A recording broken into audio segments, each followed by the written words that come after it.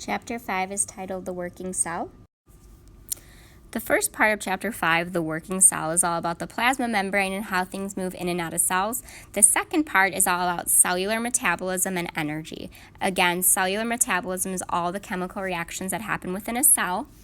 So there are two types of energy. There's kinetic energy and potential energy.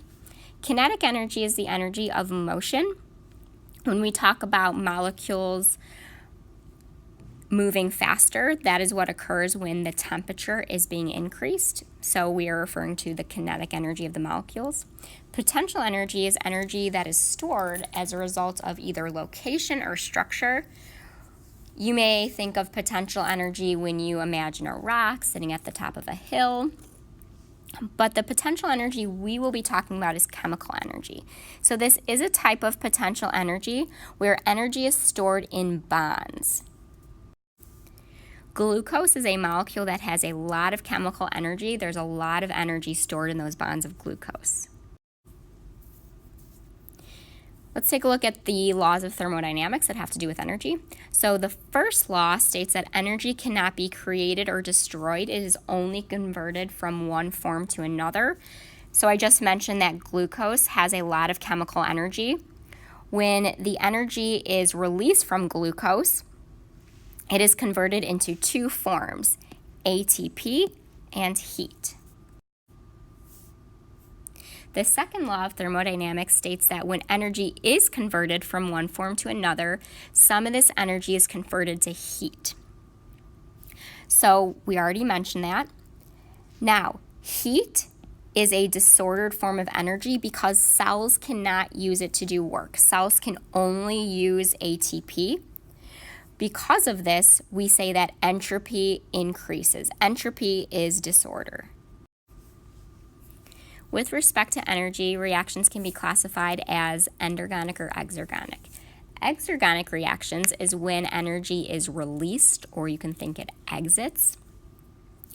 Looking at this bar graph, if I have potential energy on my y-axis, and if I compare the amount of energy in my reactants versus my products, I can see that energy is released.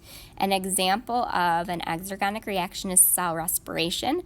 In cellular respiration, we are releasing that energy that's stored in the bonds of glucose. An endergonic reaction is when there is a net input of energy, or you can think that energy is entering. So now if I'm comparing reactants and products, there's more energy in my products. Photosynthesis is an example of endergonic reaction. The net input of energy comes from sunlight, and then one of the products that's made, glucose, again, has a lot of stored energy. ATP is the molecule that cells use to do work. ATP stands for adenosine triphosphate. Adenosine, it is made of an adenine and a ribose. Adenine is actually the A base of DNA. Ribose, it is a sugar, I can tell by that ose. And then this triphosphate tail, tri means three, there are three phosphates. We can think of ATP as a charged battery. If you remember the structure of that phosphate functional group from the last unit, they do have a negative charge. Since like charges repel, and I have these three negatively charged phosphates right next to each other, there's all of this stored energy in there. In order to release the energy in ATP, one of these phosphates is removed. The process that removes it is hydrolysis. We've already learned that hydrolysis is when you put water in to break a bond. So here I can see that my phosphate has been removed. So now what I'm left with is ADP, where ADP stands for adenosine diphosphate, since I only have two phosphates. We can think of ATP as a reusable battery because once that phosphate is broken off, we can connect those two back together in order to regenerate my ATP molecule. So how is this energy actually used when it's released from ATP? So when ATP is broken down into an ADP and a phosphate, what happens now is this phosphate is added to another molecule to energize it. That is what phosphorylation means. So for example, I can use ATP to do chemical work. When the phosphate is broken off, it can be added to a reactant molecule to help add the two reactants together and create a product. The phosphate can be added to a motor protein in muscle in order to help with movement. We also already talked about how the phosphate can be added to a membrane protein for active transport in order to move molecules against their concentration gradient. Energy coupling is when energy released from an exergonic reaction is used to power an endergonic reaction. So for example, when energy is released from cellular respiration, that energy is released and used to actually build up ATP. And remember, ATP is built by adding an ADP and a phosphate. And now when ATP is broken down, the energy released from that can be used to power an endergonic reaction such as muscle contraction. This is shown as a cycle because we can regenerate the ATP by just putting together this ADP and the phosphate again. Why do molecules not spontaneously break down or build up? It's because of this activation energy.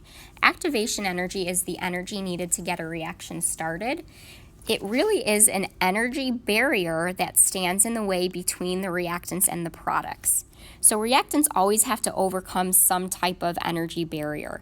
If I want to take a large reactant molecule, such as a polysaccharide, and break it down, the activation energy is going to be the energy needed to put some strain on those bonds before I can break it.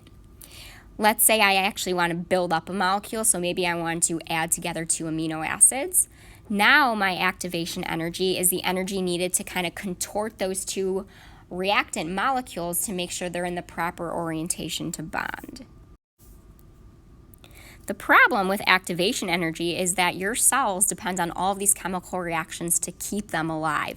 So something has to be there to make reactions go faster. That's what enzymes are for. They speed up the rate of reactions by lowering this energy barrier. If you're lowering the energy barrier and you're making it easier for reactions to happen, they can happen faster.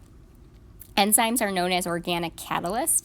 A catalyst is just anything that makes a reaction happen faster, but it's organic because it is made of carbons and hydrogens. What's interesting about enzymes is they are not used up. So once an enzyme is used to help one reaction go faster, it can then help another reaction go faster and another reaction go faster. All of this is illustrated on this graph. So again, if I look at my energy on the y-axis, progress of the reaction on the x, I compare my reactants to my products. My products are at a lower energy level, so overall this is an exergonic reaction because energy is released, it exits. But if we take a look at this hump, okay, this hump is energy that needs to be put in to the reaction in order to get from reactants to products. The bigger hump is the activation energy without the enzyme. The lower hump is the activation energy with the enzyme. We can see that it's lower. I also want to note though, either with or without the enzyme, the energy level of my reactants and my products are the same. Enzymes are specific to which reaction they catalyze. For example, lactose is the sugar in milk. There is only one enzyme called lactase that will break that sugar down. The substrate is what we call the reactant that the enzyme is working on. So if this is the enzyme lactase, the substrate would be lactose. There could be more than one substrate. If the job of an enzyme is to put 2 monomers together, then there would be 2 substrates for that enzyme. The part of the enzyme where the substrate actually fits in, that is what the active site is called. The active site and the substrate, they fit together in this perfect lock and key kind of fit. Here's another example of an enzyme catalyzed reaction. This time we're going to use the example of the enzyme sucrase. Here's the active site. My substrate that's going to fit in there would be sucrose. So the job of sucrase is to break down the disaccharide sucrose. So the substrate is going to fit in the active site. It fits with something called induced fit. I will talk about that next. If I am wanting to break this bond between monomers, it is a hydrolysis reaction, so water will go in to break that bond. Now I do have two separate products. Those products are going to be released. Sucrose is made of glucose and fructose, so those are the products released. And now look, again, this is a cyclical diagram because once the enzyme has released those products, its shape goes back to normal, and now it's ready to catalyze another reaction. It's ready to break down another sucrose, and this enzyme can be used over and over again. Induced fit is how enzymes actually reduce the activation energy of reactions. So what induced fit is when the substrate binds to the enzyme, the active site of the enzyme changes shape for a tighter hold on the substrate.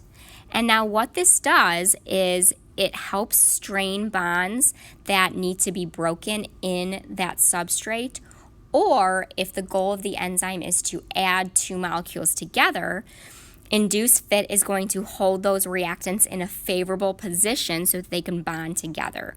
Again, induced fit is how enzymes actually lower activation energy. Each enzyme has an ideal environment with temperature. If temperature is too low, the kinetic energy of molecules is low. So molecules are going to move slower, and there's going to be less collisions between the enzyme and the substrate. So if the substrate isn't fitting into the enzyme as often, then the enzyme can't do its job. If the temperature becomes too high, kinetic energy of molecules becomes really high, and your proteins can denature. The way they denature is, again, that high kinetic energy, the really fast movement of molecules. It's going to disrupt those bonds that hold together secondary and tertiary protein structure. And if you're disrupting the structure of the protein, it's no longer going to be able to perform its normal function. Now, most enzymes, especially if you think of our enzymes, they work best at body temperature, around 37 degrees Celsius, so not too hot, not too cold. There are always exceptions. There are some bacteria that live in hot springs where their enzymes do work best at a higher temperature. Enzymes also have an ideal pH and salinity.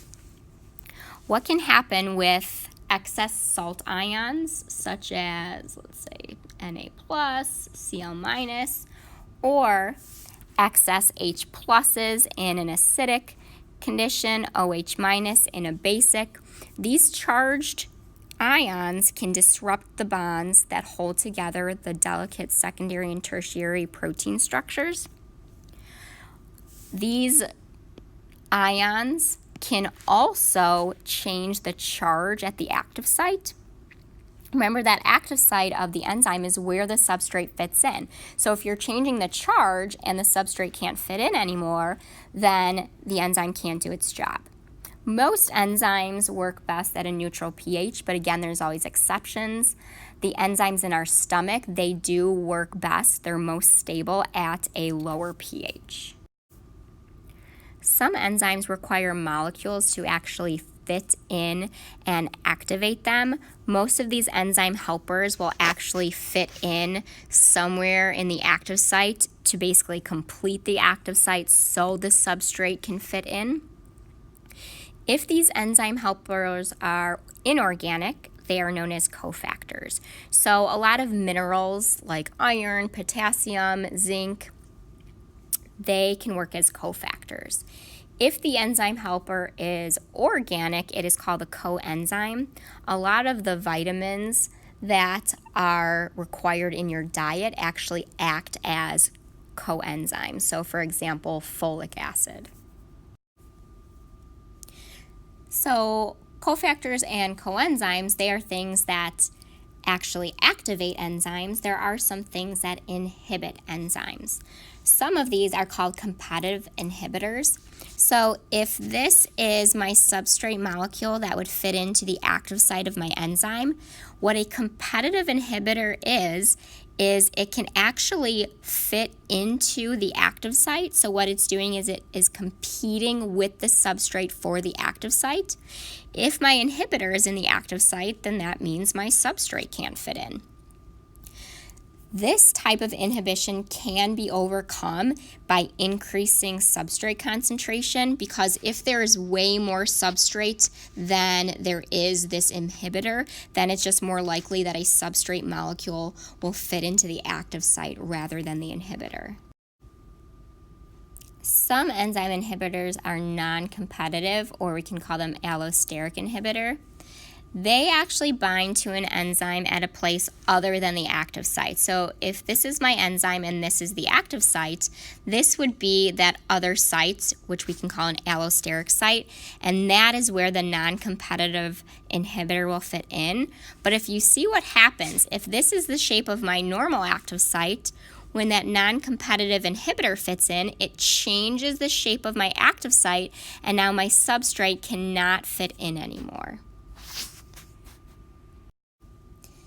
Enzyme inhibition, it sounds like a bad thing, and in some cases it can be, but cells actually use enzyme inhibition all the time in order to control how much chemical reactions are occurring.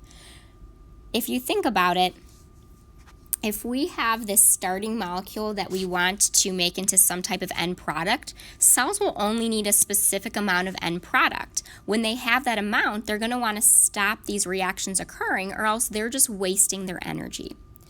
So let's say we have this whole line of reactions where we have my starting reactant, and then it's converted to molecule B by reaction 1, molecule C by reaction 2, molecule D by reaction 3, and this is my end product. This whole chain of reactions right here I can call a metabolic pathway.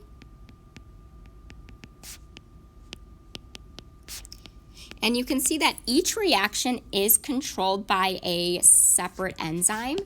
So what feedback inhibition is when too much of the product is made, that product itself will act as an inhibitor to an enzyme that's earlier in the pathway.